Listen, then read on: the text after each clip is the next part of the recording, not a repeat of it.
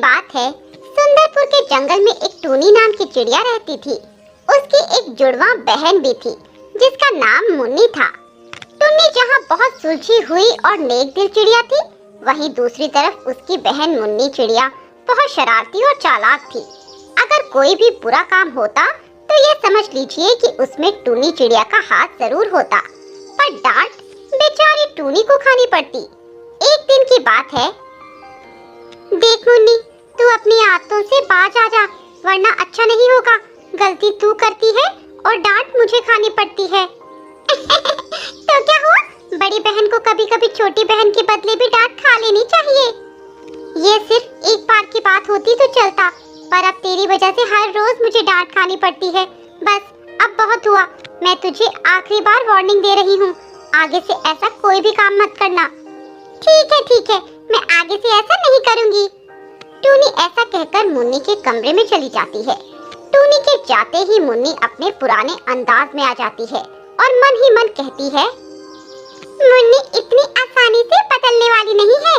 मैं तो भाई शरारत करती रहूंगी और तुझे डांट खिलवाती रहूंगी। ऐसे ही कुछ दिन बीत जाते हैं। मुन्नी को एक दिन बहुत जोर की भूख लगती है और वह घर में खाना ढूंढती है, पर उसे कुछ भी खाने को नहीं मिलता। फिर वह मन ही मन सोचती है, यहाँ तो कुछ मिलने से रहा, क्यों न मैं कालू कौवे के आम के बाग में कुछ आम तोड़ कर ले आऊं। हाँ, ये सही रहेगा। ऐसा मन में ठानकर वह उड़ते हुए कालू कौवे के आम के बाग में चली जाती है और रसीले रसीले आमों को देखकर उन्हें तोड़ने लगती है और ऐसे ही खूब सारे आम तोड़ लेती है और खा भी लेती है। तभी वहाँ कालू कौवा आ जाता है और उसे देखते ही मुन्नी चिड़िया जल्दी से उड़कर वहाँ से नीम के पेड़ के पीछे छुप जाती है। तभी वहाँ से टूनी चिड़िया भी उड़ते हुए कहीं जा रही थी।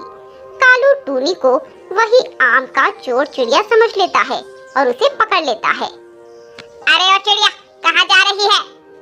नमस्ते काका, मैं तो अपनी सहेली दीपा कबूतरी के पास जा रही थी। बोलिए, आपको कुछ काम है? अरे वाह, बहुत अच्छी एक्टिंग कर लेती हो तुम। अब ज्यादा बनो नहीं, मैंने तुम्हें आम चुराते हुए देख लिया था। बोलो, तुमने ही मेरे आम तोड़कर खाए हैं ना? बोलो। नहीं काका, मैंने आपके आम नहीं खाए, मैं सच बोल रही हूँ, मेरा विश्वास कीजिए। मैं तो अभी यहाँ आई हूँ और अपने दोस्त के घर जा रही हूँ।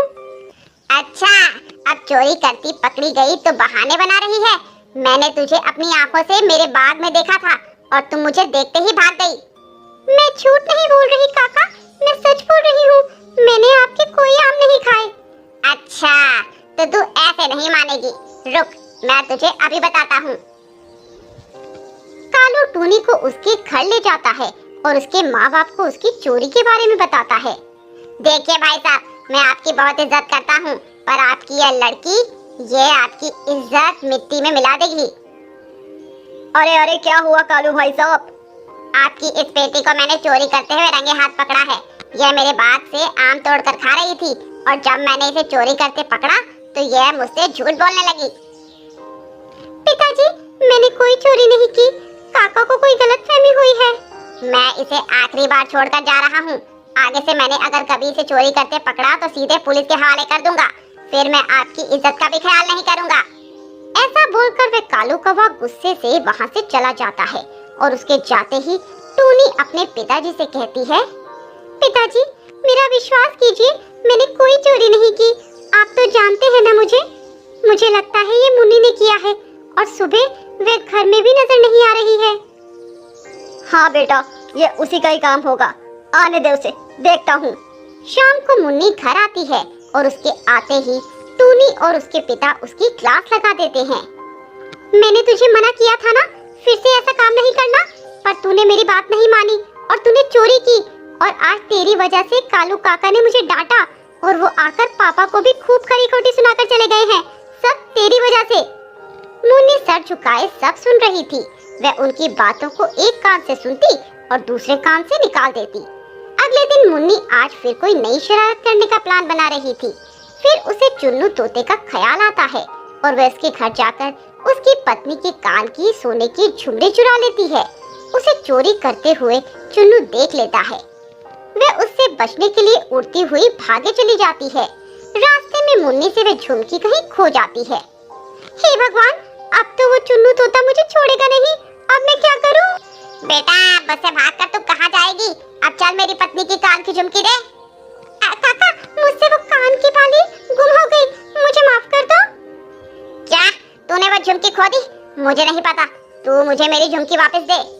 तभी टूनी उड़ती हुई वहाँ आ जाती है। मुन्नी रोते हुए उसे पूरी कहानी बताती है। मुन्नी मैं तुझे कितनी बार समझा चुकी हूँ कि ये शरारत मत किया कर, इन सब का तुझे एक दिन खामियाजा भुगतना पड़ेगा। अब मैं तेरी कोई मदद नहीं कर सकती। माफ कर दो, माफ कर दो। मैं आपसे वादा करती हूँ आगे से कोई शरारत नहीं करूँगी, आपको कभी परेशान नहीं करूँगी। पक्का वादा? हाँ दीदी पक्का वादा। इसके बाद टूनी उसे वह झुमकी दे देती है। ये रही वह झुमकी, ले दे दे काका को। मैं जब यहाँ आई तो मुझे ये झुमकी पड़ी हुई मिली थी, पर मैंने तुझे ये झुमकी पहले इसलिए नहीं दी क्योंकि मैं तुझे तेरी गलती का एहसास करवाना चाहती थी। इसके बाद मुन्नी सुधर जाती है और कभी फिर से शरारत ना करने का प्रण लेती है। सुंदरवन के जंगल में एक टुनटुनी नाम की चिड़िया अपनी माँ रूपा चिड़िया और सौतेले बाप सोनू कौवे के साथ रहती थी। सोनू बहुत लालची और कामचोर कौवा था। उसने रूपा चिड़िया से शादी उसके पैसों के लालच में ही की थी। वह रूपा की बेटी टुनटुनी को बिल्कुल पसंद नहीं करता था। वह उससे बहुत काम करवाता। एक दिन की बात है, रूपा अपनी दोस्त कोमल कबूतरी से मिलने बाहर गई हुई थी। तभी वह सोनू कौवा टुनटुनी चिड़िया के पास आता है और उससे कहता है, अरे टुनटुनी चिड़िया चल मेरे लिए एक गिलास पानी लेकर आ। टुनटुनी अपना होमवर्क कर रही थी, इसीलिए उसे सोनू कौवे की आवाज सुनाई नहीं देती और वह अपने काम में ही लगी रहती है। जब वो सोनू को पानी का गिलास लाकर नहीं देती तो सोनू बहुत गुस्सा हो जाता है और उससे गुस्से में कहता है, ए तुझे सुनाई नहीं देता क्या? मैं कब से तुझसे पानी लाने के लिए बोल रहा हूँ। माफ कर दीजिए पिताजी, मुझे सुनाई नहीं दिया, मैं अपना होमवर्क कर रही थी। चल चल ये बहाने मत बना, चल मेरे लिए एक कप चाय बना कर ला, जल्दी कर। पर अभी तो आपने पानी के लिए बोला था। तो मैं चाय नहीं पी सकता क्या? अब मेरा मन पानी पीने का नहीं है, चाय पीने का है। तो तुझसे जो कहा है वह पूरा कर और जल्दी से मेरे लिए गर्मा गर्म चाय बना कर ला। पर पिताजी मुझे चाय बनानी नहीं आती, मैं कैसे चाय बना पाऊंगी?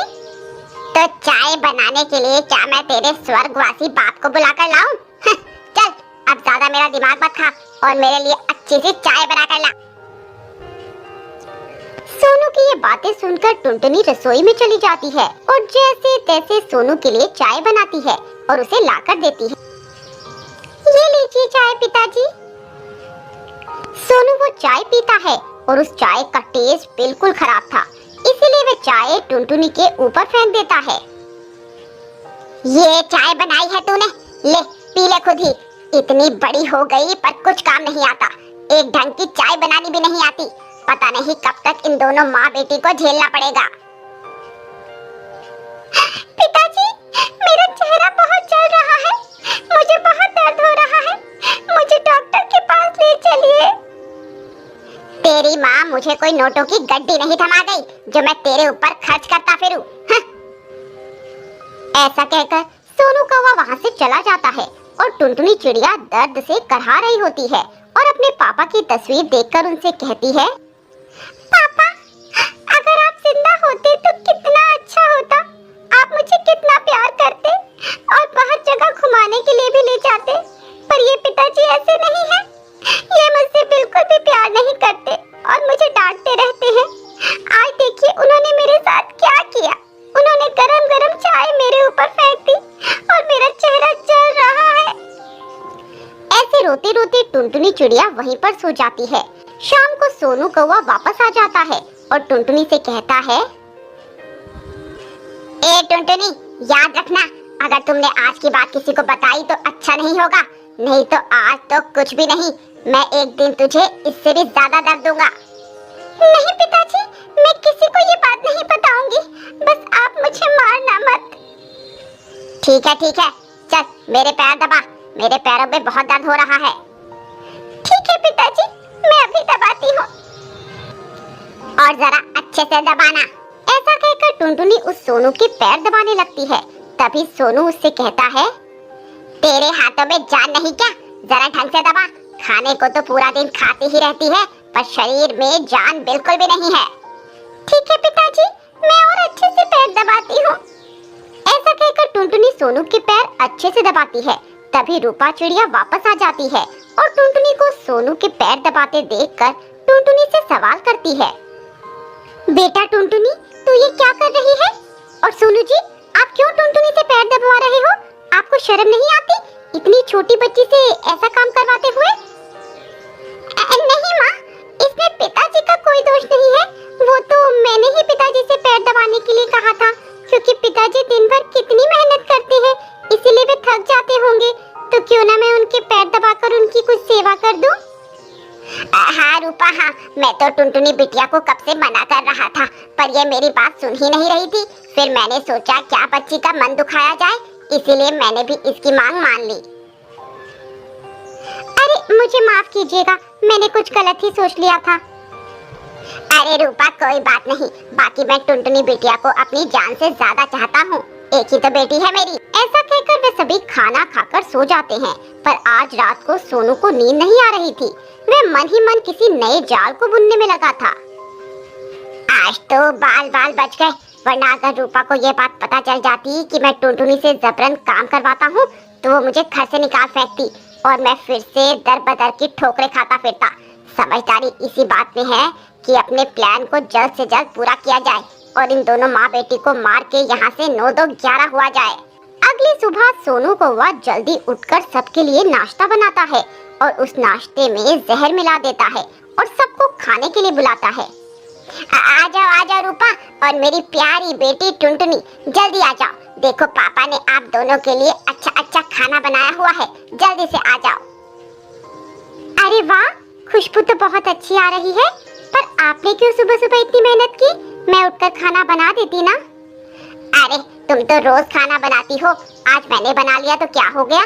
चलो ये सब छोड़ो और तुम दोनों नाश्ता करो। ऐसा कहकर वे दोनों खाना खाने लगती हैं। कुछ ही निवाले खाने के बाद वे दोनों बेहोश हो जाती हैं और सोनू जोर जोर से हंसने लगता है। ये हुई ना बात, ये दोनों माँ बेटी तो भगवान को प्यारी हो गई हैं, तो देर किस बात की, सारा पैसा और जेवर लेकर यहाँ से भाग जाता हूँ। वे लोकर से पैसे और ज़वारात निकालकर भागने लगता है। तभी रूपा और टुनटुनी जाग जाते हैं और उसे पकड़ लेते हैं। ऐसे नहीं जाने देंगे आपको पिताजी, पहले प्रसाद तो लेते जाइए। तुम दोनों जिंदा कैसे बच गई? तुम्हें तो मैंने अभी अपने हाथों से जहर खिलाया था। हाँ, मुझे पता है कि तुमने हमें मारने के लिए खाने में जहर मिलाया था और तुम हमें मारना चाहते थे, पर अफसोस ये हो न सका, क्योंकि मैंने तुम्हें पहले ही खाने में जहर मिलाते देख लिया था और उसके बाद मुझे टुनटुनी ने सब सच बता दिया कि कैसे तुम मेरे जाने के बाद उस पर अत्याचार करते हो। तुम्हें शर्म आनी चाहिए सोनू कौवे, मैंने तुम्हें अपना पति माना और अपनी बेटी का बाप, पर तुम विश्वास के लायक ही नहीं हो। हाँ माँ, ये बहुत गंदे पिताजी हैं, मुझे ऐसे पिताजी नहीं चाहिए। के मारकर घर से निकाल देते हैं। जाओ यहाँ से, तुम्हारे जैसे पापी पक्षी के लिए मेरे घर में कोई जगह नहीं है और आइंदा से मुझे अपनी ये गंदी शक्ल मत दिखाना। निकल जाओ यहाँ से।